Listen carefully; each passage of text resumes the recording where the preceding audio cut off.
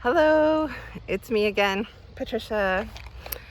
I am a midwife and I'm also a mom, and I actually have 5 grown children at this point in life.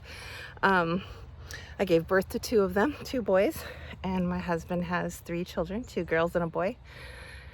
And they're all ages are all within like 5 years of each other. So currently we have adults. We have adults that are our children that are 19 to 24. And we have birthdays that are happening. We have, everybody's jumping up a year around this time of year. So lots of stuff going on.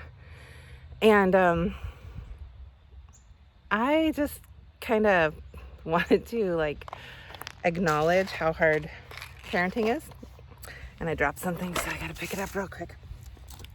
I've tried to do this video a couple times already, and apparently this topic gives me a little anxiety. But I just want to acknowledge how hard parenting is.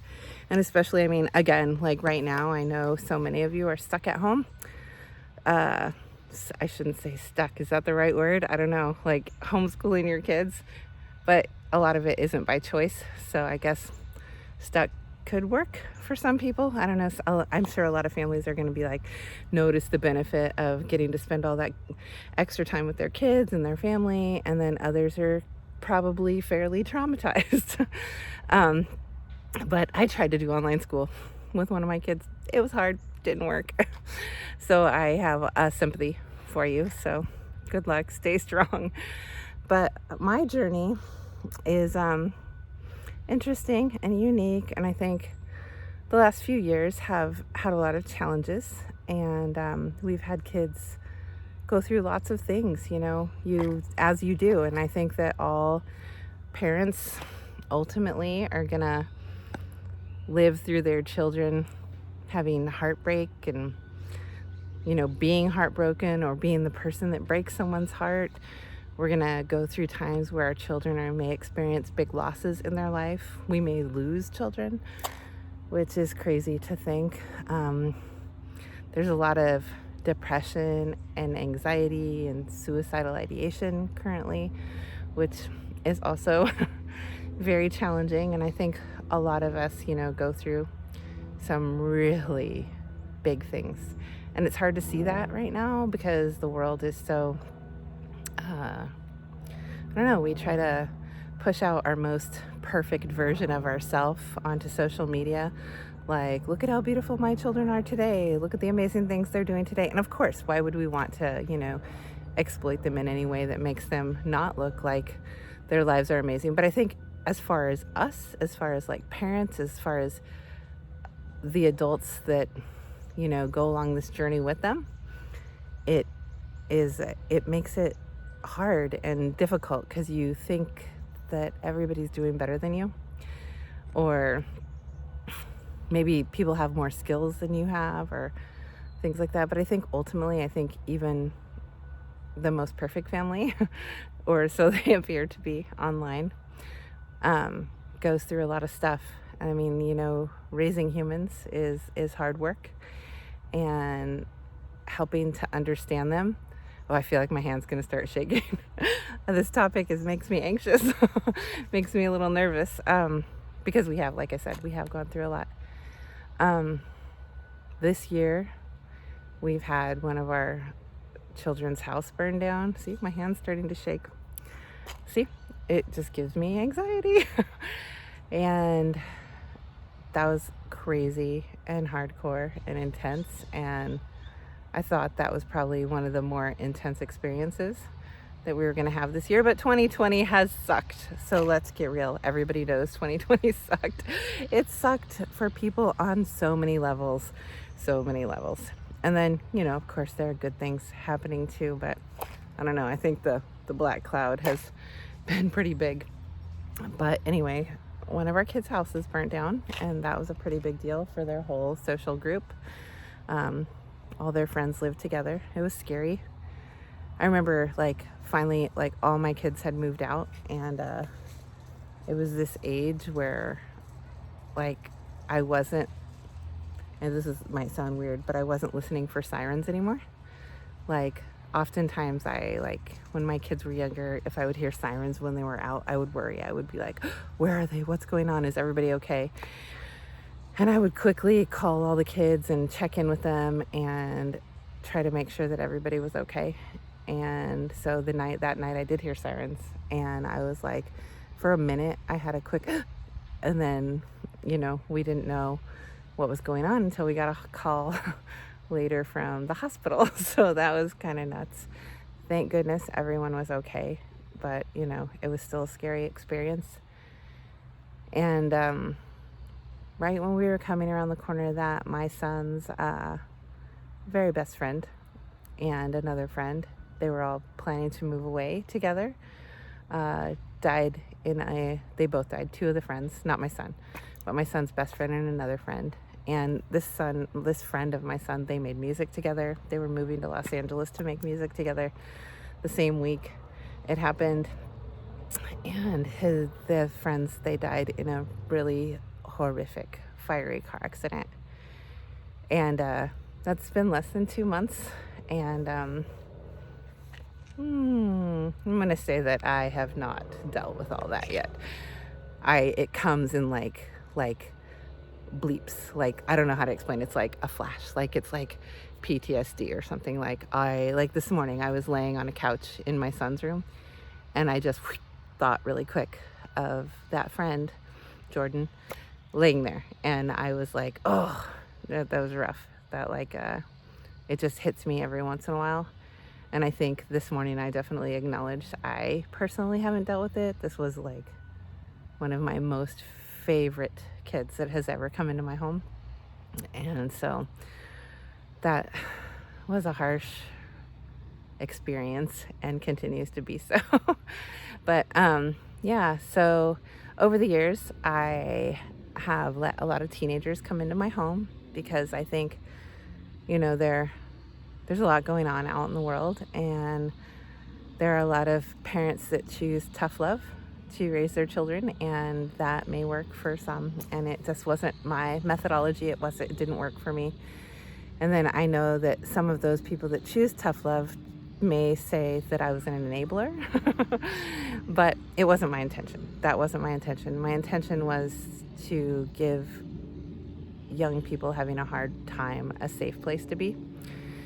And so, like the whole Maslow's hierarchy thing, like we, need shelter to feel safe, and we need food and things like that to feel safe. And, tried to meet emotional needs as best I could between, getting freaked out about having hard kids around.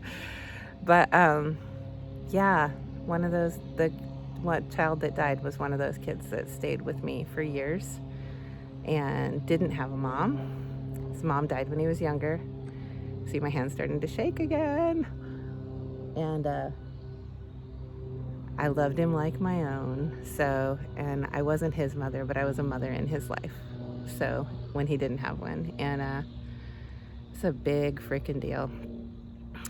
But over the years, let's see, we dealt with, like I said, we had 5 kids. And so we had a lot of different things. We had hard times in school. We had kids that did so amazing in school, like the smartest kids in the school.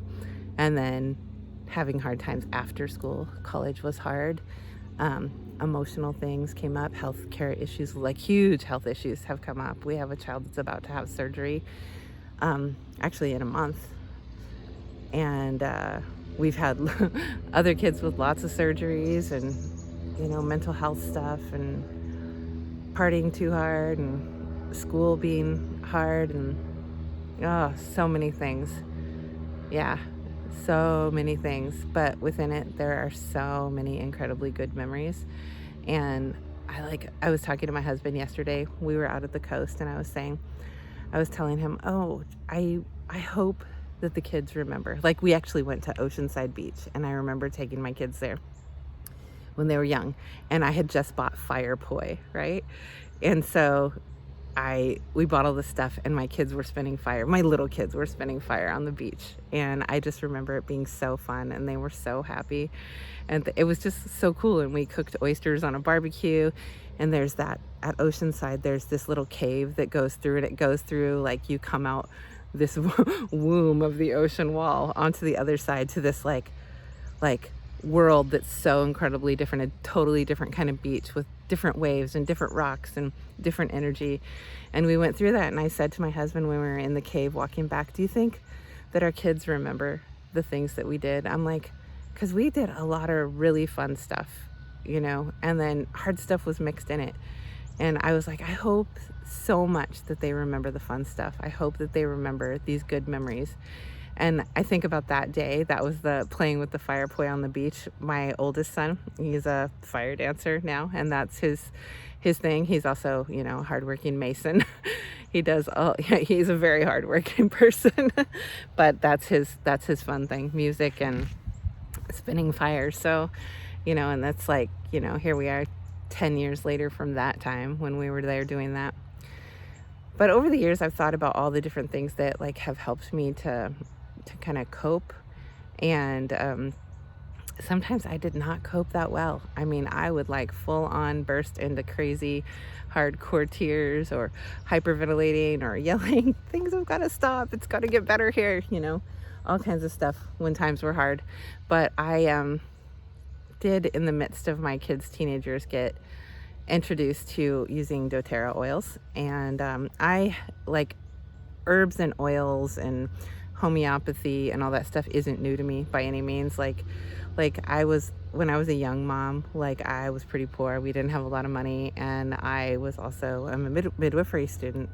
So like I had learned that it was pretty important for me to learn how to use all those like alternative modalities to take care of my family. And so my kids, I took care of them with food and supplements and homeopathy and oils and tinctures and all of that. But during the teenage years, it was pretty cool for me that this was reintroduced to me. And during that time, there are some things that I used that were like most beneficial for me. And which is funny. It's fun to think of. But let's see, I had the Aroma Touch kit, the Emotional Oils kit, right? And see if you can see the names of the oils on there: Motivate, Cheer, Passion, Forgive, Console, and Peace.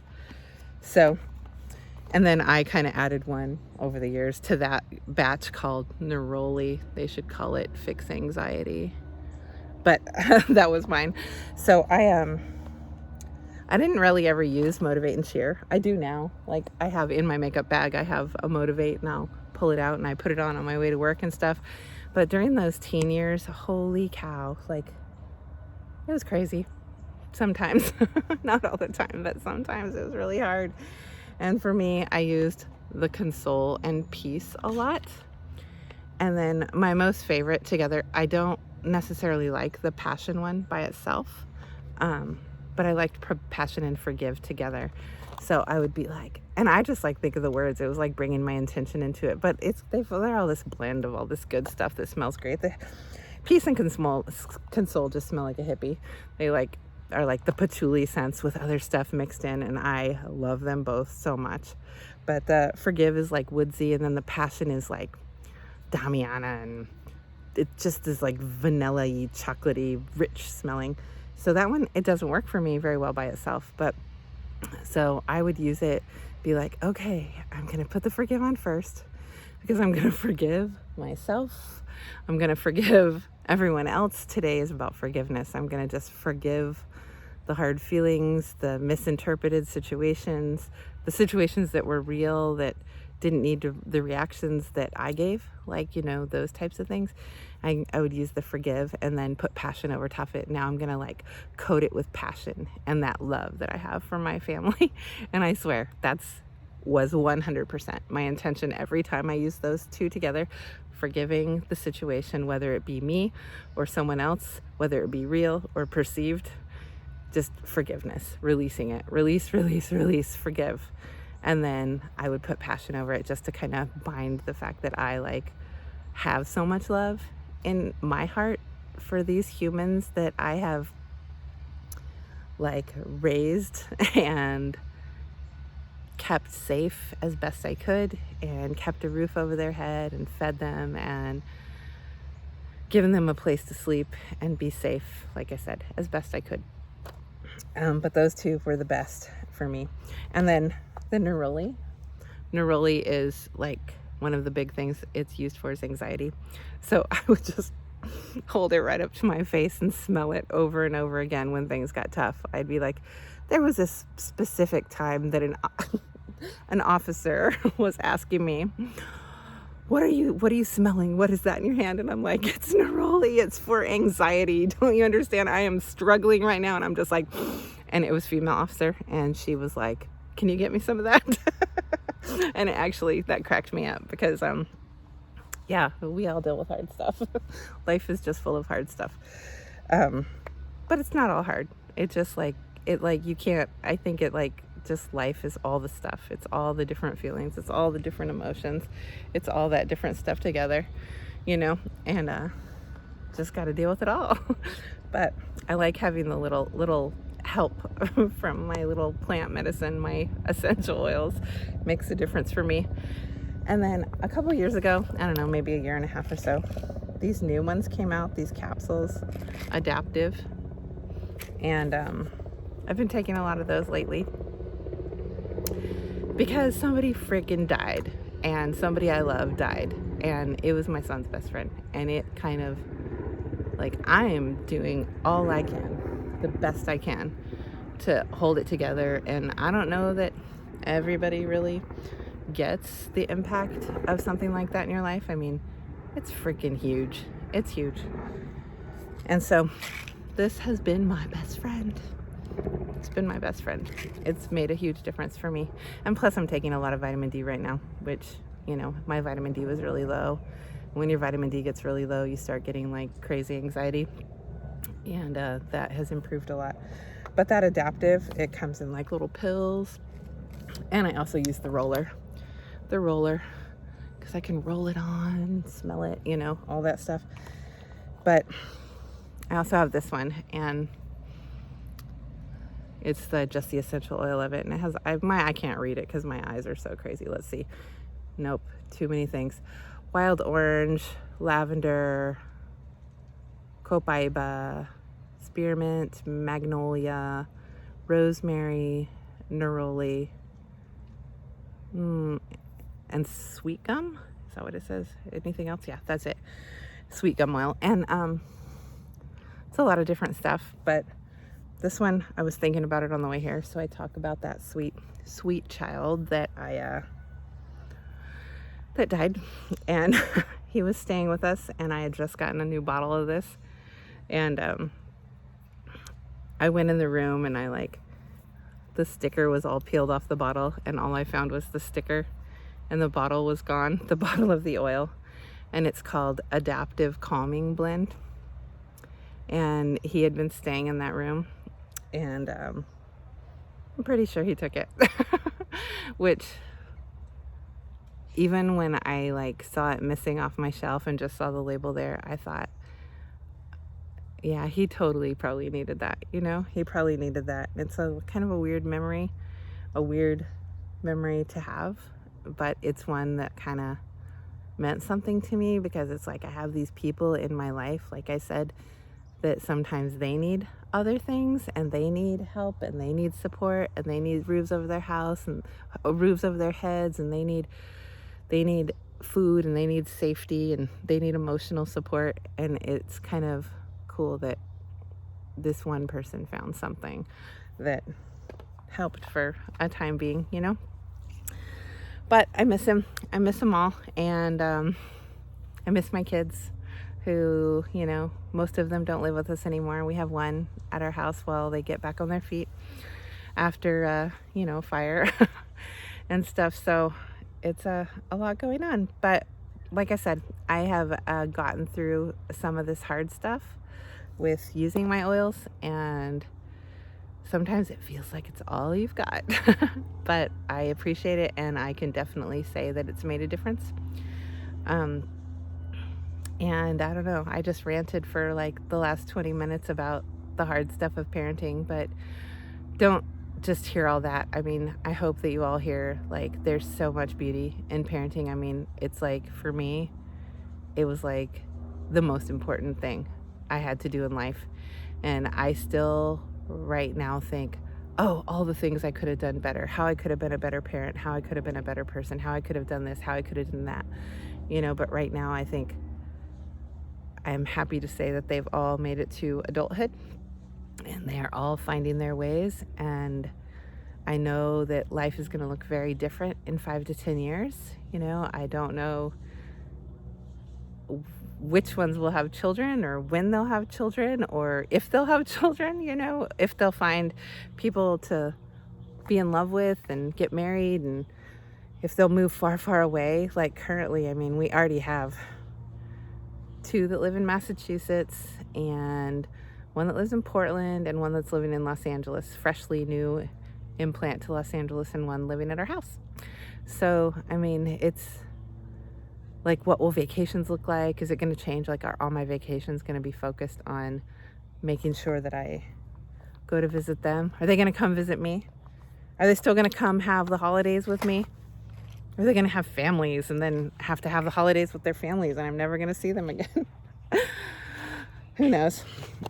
It's a weird thing. But anyhow, I'm going to go take my shoes off and walk the labyrinth and just, you know, relish in the good stuff and try to release and forgive and release and console and let all the tough stuff go for now. Okay, I hope you all have a good day and take care of yourselves and be safe out there. Okay, bye.